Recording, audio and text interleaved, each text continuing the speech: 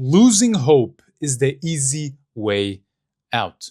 Now, I could literally pop up my phone right now, unlock it, Instagram, scroll for 20 seconds, and it would not take me longer than that to lose faith in humanity. Because I would be confronted with world news about war, more things about the Epstein Island. It could be the Iran war, the Ukraine war, the conflict in Palestine. And apart from that, all the people trying to get their 15 minutes of fame by doing ridiculous things, by relying on shock value. And it wouldn't take me literally more than that to lose even more of the faith in humanity that I have. Add to that, then all the problems that most of us are struggling with right now, which would be, you're never going to have, likely, it feels at least, money to buy a house or a nice car, or, a lot of the things that had value in the past and that could give you a sense of purpose and stability, and all of these things feels like they disappeared. They don't exist anymore.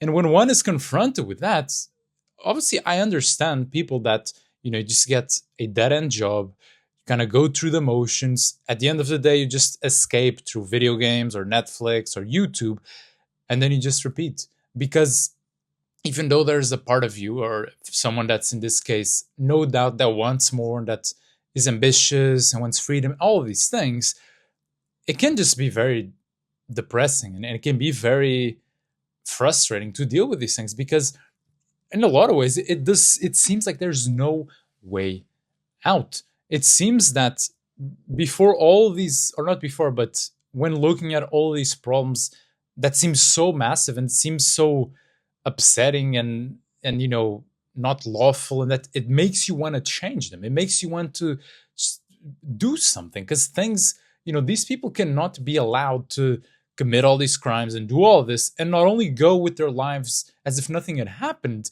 but benefiting from it, while everyone else loses because of it. But then you look at what you can do practically about it, and it's like nothing. What are you going to do? Go outside and scream? Make an Instagram post, a tweet about it? It's really not going to change anything.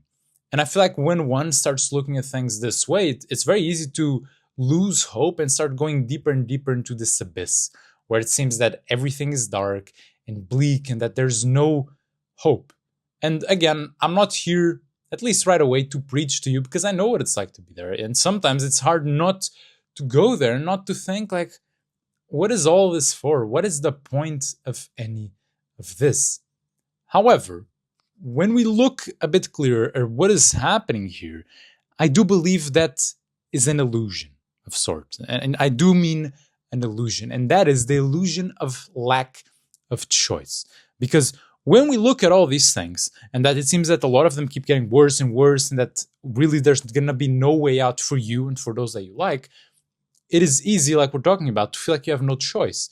But that is, in my opinion, when you're looking at the wrong things. Because you're looking far into the abyss and it's all dark up there, and it just seems like it keeps getting darker and darker. But we fail to realize that closer to us, there's light. There's good available to us. Even if it seems that's very dim, even if it seems that there's a little flickering. But again, it is there. It's just not in the grandiose way a lot of times we'd like it to be. It's not going to be you going to battle and, exploding as you save your country. It's not going to be like that. But the good, in my opinion, that is available to us, it is in the smaller things that requires to be humble, to go, dedicate some of our time, to feel like we're giving it away and we're just wasting time. But it's things like, if you see the old lady that just needs someone to talk to, why not you talk to her? Or if you see someone that needs your seat on the bus, why not get up and give it to them? Or a homeless man that just needs a little help, a little food, why not buy it and go give it to him? Again, these things are always there and always available. But if I ask you genuinely, when was the last time you did one of them, that you went out of your way to actually do good, for how small it may be? And perhaps you didn't, that's fantastic, but a lot of people haven't. And I don't think it's because you're bad or because you have bad intentions. Not at all. It's just because these things are inconvenient to us, and they require you to take a step from your day and from your mental thoughts and your battles and all of that, and take the focus away from you and putting it on others. And in doing this good, and there's a quote I want to share here with you before I give a bit more insight in this, because it just shows you that we're not in a unique position. I'm going to open here my iPad to tell you. And this is straight from Tolkien, from Lord of the Rings, and it goes. Sam, this is Sam, the character Sam speaking. It's all wrong. By rights, we shouldn't even be here. But we are. It's like in the great stories, Mr. Frodo. The ones that really mattered. Full of darkness and dangers they were. And sometimes you didn't want to know the end. Because how could the end be happy? How could the world go back to what it was, to the way it was, when so much bad happened?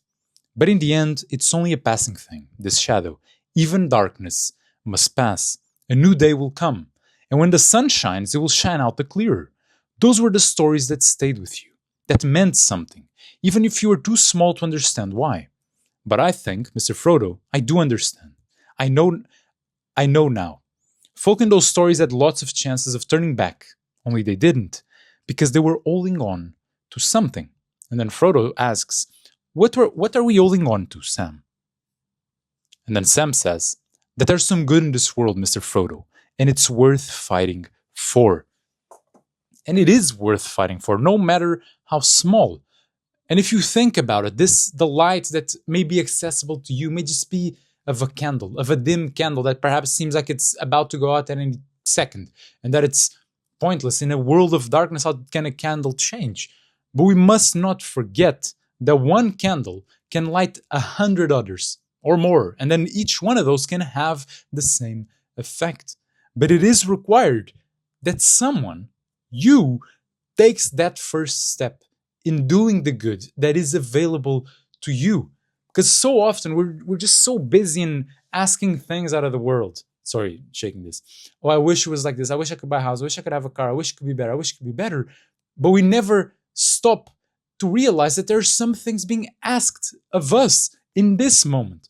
Perhaps not the ones we want. Perhaps not grandiose things. But there are things that we can do. So I ask you, yeah, you've been asking things from the world, but what is being asked of you?